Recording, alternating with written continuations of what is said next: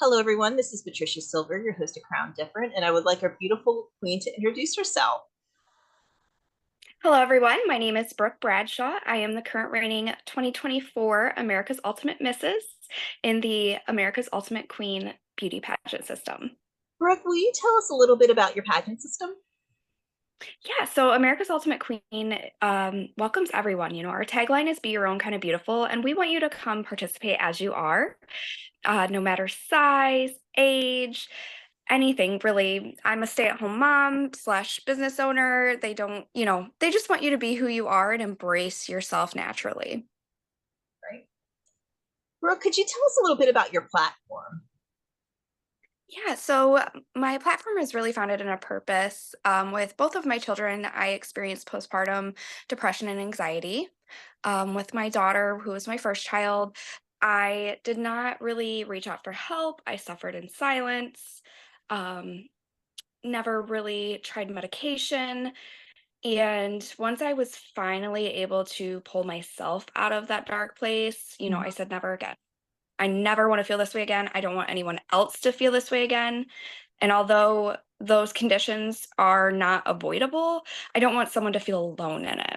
So I kind of just started speaking out about my experiences, sharing it with people that I knew, and slowly but surely, I would get messages from friends, family who said, I've been struggling. I didn't reach out. I didn't say anything to anyone until I saw that you shared what you've been through, and I just want you to know, that it really helped me, and could you share with me what's helped you? And it really just gave me the opportunity to just kind of share my personal experience. That I had my son, and while my postpartum was different, I had severe anxiety and depression, just like with my daughter. So really, it didn't matter that my circumstances were different. Mhm. Those conditions still were prevalent. And I advocated for myself right off the bat. My midwife was fantastic. Still experienced those things, obviously, but I felt more in control Mhm. and less alone, knowing that I had made these other connections with women in my community that have struggled in the past. I decided to jump back into pageantry. My husband encouraged me when I had seen a post from a local photographer. And when I started pageants, I was just little. So there was no platform, there was no purpose in that aspect. And I was like, oh my gosh, what am I going to do? And I looked at my husband and I was like, I don't know what I'm going to do. And he said, you're already doing it. Mhm.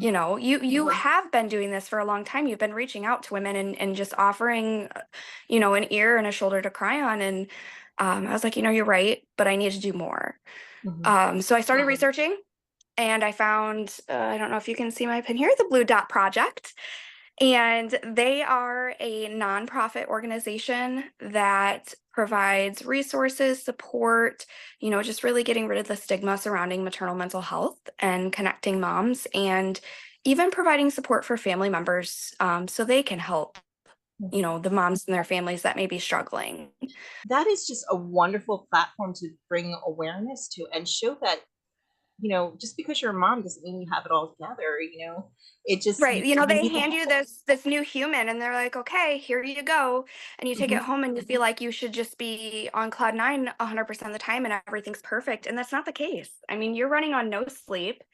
You have all these things that you need to remember and manage, and there's no rule book for Mhm. giving birth and raising a newborn. There is no rule book. There's no one there, telling you what to do the entire time. And you just really kind of crawl inside yourself because you feel like you shouldn't feel the way that you do. And what a lot of people and mothers and just humans in general don't realize is that you don't have control over those feelings. That is 100% a chemical imbalance that doesn't really resolve on its own. It's something that you need help, whether it be talk therapy, medication, support groups. Speaking about it heals it. Mhm. And it's hard, but it's hard to speak about something if you're afraid that no one's listening. Okay. What is the purpose you have found with your crown? So obviously tying into my platform would be the ability to reach more women and families, even men. A lot of people do not realize that men also can experience postpartum, and it's even less heard of than Mhm, women, but it mhm, still happens. So just kind of getting that out there to, of course, watch out for the moms, but keep an eye on dad too, because their life has changed as well. mhm. And the more we can get the awareness out there, demolish the stigma, then, you know, it's not going to happen less frequently, but they're certainly not going to feel unsupported. Postpartum depression and anxiety are actually the number one side effects or complications of childbirth. Oh, wow. A lot of people think of medical in the moment issues being the number one causes, but actually the number one complication of childbirth is that postpartum mental health. So that's I didn't know that. I Mm, certainly did not know that with my first child, and I really didn't even realize that they were the number one cause even after my second child until I got more involved with the Blue Dot Project and Postpartum Support International. Um, Ohio has been trying to make strides in terms of caring, and so tying into that, my purpose is or my purpose with my crown and the strength I'm getting from my crown is to get more involved, mhm, not just on that support and awareness side, but hopefully to gain some footholds on the um, research, development, and care side in terms of like what type of postpartum care is provided to women. So there's a mental health task force that was developed last year. So I'd really like to use my platform and the support of my organization to get more involved and kind of boost that up on a full statewide awareness. but why did you start competing in pageants? So, pageantry kind of has always had a little tie into my life. I started doing pageants when I was 3 months old, the mall pageants of Sunburst, and eventually got into American Co-ed. I stopped doing pageants mid elementary school because I had horses. That's what I really wanted to focus on. So, I stepped away from pageantry for a long time. Um, and also at that age, you don't really understand the gravity of the impact that you can make through pageantry. Mhm, Um, um, Fast forward, college, high school, did all the things, had a family, and postpartum depression was pretty bad for me, as I had said. And I needed to find a way back to myself. I needed to know who the new me was because the old Brooke did not exist. I am a mom. I have two kids. Well, I actually have 5 kids. We're a blended family. okay, Um, does not exist anymore. But I wanted to know who the new me was, and mhm, I needed an identity of my own outside of being a mom. So a local photographer had shared a couple pictures of some women that were competing in America's Ultimate Queen. And, I kind of laughed it off because you can't tell from these photos, but I'm covered in tattoos. I have a mom body. I'm incredibly busy with my children. I joke that that's my sport is chasing my children, or my talent rather is keeping them alive. But Um, curiosity got the best of me.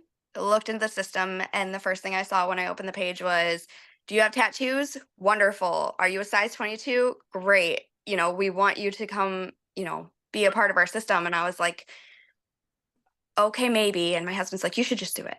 Like I could tell you want to do it. You need to go do it." So I jumped in feet first, no idea what I was doing. Obviously, adult pageantry is different mhm. than toddler pageantry. And but I haven't looked back ever since. And I am so thankful I made that jump because I have met the most incredible people and supportive women. I can't believe I've lived my whole life without knowing these women. How and why would you encourage women of our age to compete in pageantry? I'm going to start with the why. And the why for me is because every woman should wake up every morning, look in the mirror, and love the person staring back at her. You know, and it's okay to maybe, you say, I want to lose 5 pounds.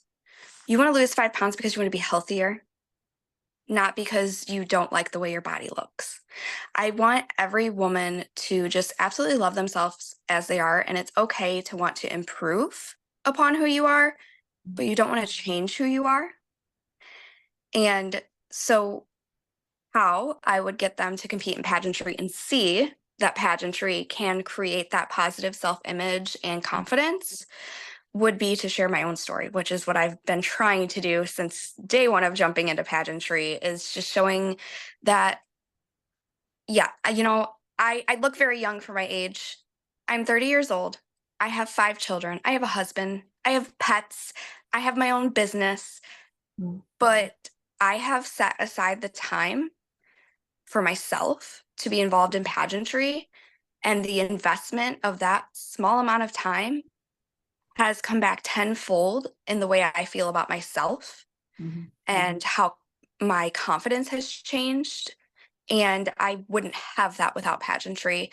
And anyone of any size, any age can get that same return of your time investment in pageantry. One of my very best friends is the perfect example. America's Ultimate Elite, Marie Dar.